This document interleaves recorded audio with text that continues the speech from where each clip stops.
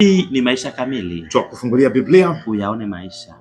Rafiki yetu, mfuatiliaji wa kipindi chetu kizuri cha kujifunza Biblia kwa kutumia mwongozo, tunakukaribisha sana katika masomo haya, na leo ni siku nyingine tena tunaendelea na masomo haya, tukiwa tunaenda kuangalia somo linalosema Korinto. Tunaendelea na Korinto, bado tuko Korinto. Jana nilipenda mliposema kwamba Paulo alivyofika Korinto akawaanzia pale wanapoelewa. Akasema mnamwabudu Mungu asiyeonekana. Akaendelea kufafanua kwamba ni huyo Mungu asiyeonekana, lakini kwa sasa anaonekana. Kwa hiyo unapofika sehemu kuhubiri Injili, anzia pale walipo watu, alafu watoe hapo walipo kwenda hatua inayofuata. Mungu atusaidie, na kabla tujaendelea tupate kuomba. Amen. Baba yetu na Mungu wetu mtakatifu, tunalitukuza jina lako kwa wema wako na upendo wako. Amen. Umetuleta tena siku nyingine tujifunze. Amen. Tunakusihi Mungu wetu uwe mwalimu wetu na utujalie usikivu. Tunamwombea hata mfuatiliaji wetu, naye tuende naye sambamba. Amen. Ni katika jina la Yesu Kristo tumeomba na kuamini. Amen. Amen. Amen. Unajua Dar es Salaam baadhi ya maeneo sio sehemu zote. Korinto kama Dar.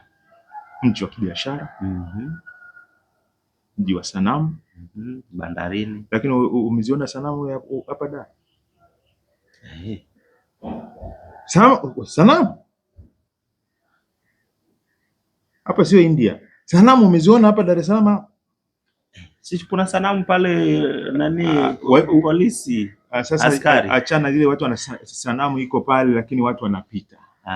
Lakini Korinto sanamu ziko majumbani, ziko kwenye kama unavyosema pale Dar es Salaam, kwenye maeneo ya wazi, lakini watu wanakwenda kutoa sadaka. Watu wanakwenda kutoa heshima, kuabudu. Lakini huu mji bwana, kama nilivyosema kwenye siku ya Jumapili, ni mji wa ni mji ambao umekusanya watu wa aina mbalimbali. Kuna wanajeshi wako hapa, watu wa makabila mbalimbali, watu wa miungu mbalimbali, watu wa maadili mbalimbali. Dar es Salaam hapa ni mji wa makabila mengi sana, watu wapo wengi, na kila mtu ana kazi zake. Masokoni si kila mtu ana kazi zake. Ndio. Nasema mind zako bwana, kila mtu analia. Sasa watu wanasema hatukuja kuhubiri kanisa hapa, si hapa tunakuja kutafuta hela. Kweli. Paulo ni kweli alikuwa anatengeneza matenti kwa ajili ya kujikimu, lakini kazi yake kuu yeye ni mtume aliyetumwa na Mungu na Bwana wetu Yesu Kristo kwa mapenzi ya Mungu aihubiri Injili. Korinto kulikuwa ni mahali kweli potential, mahali kweli panafaa kwenda kuhubiri Injili. Kila mtu yuko busy na watu wako kwenye miungano, na watu wana maadili yao, watu wana dini zao. Wewe bado unakuja kuhubiri dini mpya, unakuja kuhubiri dini, watu wana dini zao, wana miungu yao. Ni mahali ambapo panatia moyo mleta Injili, mleta Mungu mpya, au yana alisema lugha amsiyemjua yupo, lakini hamjui na mnamwabudu kwa kutokujua. Sasa ni rahisi kwa watu ambao tayari wana commitment, wana abudu miungu mingine. Sio rahisi. Unatarajia kanisa atapata watu hapa? Wewe pale sokoni Mbezi unaweza kupata Paulo aliona hapo ndio mkakati. Wakati mwingine anaona changamoto, lakini akaona hapo ndio fursa. Matendo 18 mstari wa kwanza tulisoma pale, anasema baada ya hayo Paulo akatoka Atheni. Jana tuliangalia habari zake pale Atheni. Akafika Korinto. Korinto ya namna hii. Mara nyingi injili inapandwa katika maeneo ya kimkakati. Korinto ni eneo la kimkakati. Kama injili itafika hapa na watu si wanasafiri wanaingia na kutoka, watasambaza injili, watapata wengine na watapata yani hao wa mjini wakienda vijijini, wakienda mikoani huko, watapeleka injili. Eneo la kimkakati kabisa. Kwa hiyo waliona kama fursa ya kueneza injili. Pale sokoni pale watu wanaingia na kutoka. Ukigawa vijizuu pale vitaenda mahali kwingi sana. ukienda pale kwenye stendi ya mabasi pale ya stendi ya Magufuli kwenda mikoani, ukasambaza ujumbe, mikoa mizima imepata hapa. Haleluya. Amen. Sasa akiwa pale mjini alikuwa anahubiri tu Injili au anafanya kazi zingine? Matendo 18 mstari wa 2 na 3 anasema, akakutana na Myahudi mmoja jina lake Akila pamoja na Priska mkewe, naye Paulo akaenda kwao, na kwa kuwa kazi yao ilikuwa ni moja, akakaa kwao. Malizia pale, wakafanya kazi. Mstari wa 3, kwa maana kazi yao ilikuwa ya kushona mahema. Kwa hiyo wale wafanyabiashara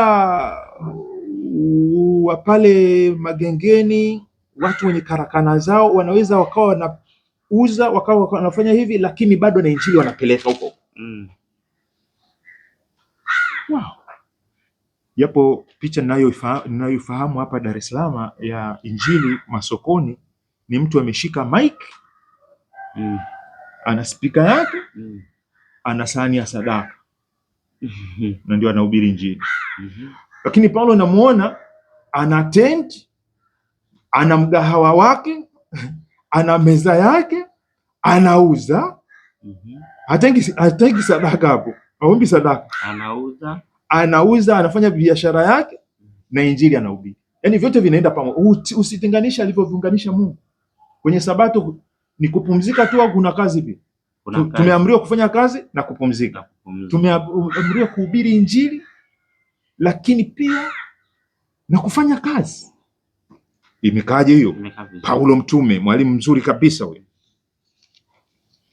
Watu kila mmoja ana dini yake. Wakorintho wa kwanza watu wanasema bwana, mimi sihitaji kuna nini, kila mmoja ana dini yake. Wakorintho wa kwanza 8 mstari wa 5 mpaka 6. 8 mstari wa 5. Nasema Wakorintho wa kwanza 8 mstari wa 5. Kwa maana ijapokuwa wapo waitwao miungu ama mbinguni ama duniani, kama vile walivyoko miungu mingi na mabwana wengi, lakini kwetu sisi Mungu ni mmoja tu, aliye Baba, ambaye vitu vyote vimetoka kwake, nasi tunaishi kwake. Yuko na Bwana mmoja Yesu Kristo, ambaye kwake vitu vyote vimekuwapo, na sisi kwa yeye huyo. Pamoja na miungu iko mingi, lakini Paulo anasema yupo Mungu mmoja, Baba na Yesu Kristo. Sasa leo ukihubiri habari kwamba Mungu yupo Mungu mmoja, iwe Mkristo, iwe Muislamu, iwe pagani, watu wote wanakubaliana. Lakini kwamba yupo Bwana mmoja.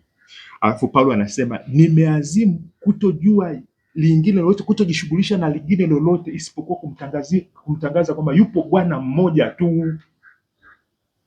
Sio yupo taasisi moja, dhehebu moja. Wewe umemsikiliza Paulo? Bwana mmoja. Paulo anataka Wakorintho wote wakutane mahali pamoja. Mkiwa mnamwabudu mmoja, Mungu mmoja, taifa linakuwa na umoja, familia inakuwa na umoja. Imekaaje? Nzuri. Ndio hiyo Korintho kwanza 1 mstari 23 na 24 anasema, lakini sisi tunamhubiri Kristo aliyesulubiwa. Kwa Wayahudi ni kikwazo na kwa Yunani ni upuzi, bali kwao waitwao na Injili Kristo ni nguvu ya Mungu. Amen. Na hekima ya Mungu. Sasa unaweza kusema puzi tu, anasema nini? Hujaitwa. Lakini kama umeitwa, hiyo ni nguvu ya Mungu. Sasa yupo Bwana. Yesu ni Bwana. Alikufa, ameshinda mauti. Huyu ni Bwana. Hata ugonjwa wangu atashinda. Amen. Hata mauti yangu, hata mimi sitakufa. Ni nguvu ya Mungu. Hekima ya Mungu. Ila kwa wanaopotea, puzi, vikwazo. Yaani mimi naona rahisi sana, ujasiri sana kumhubiri Yesu kuliko kuhubiri kanisa.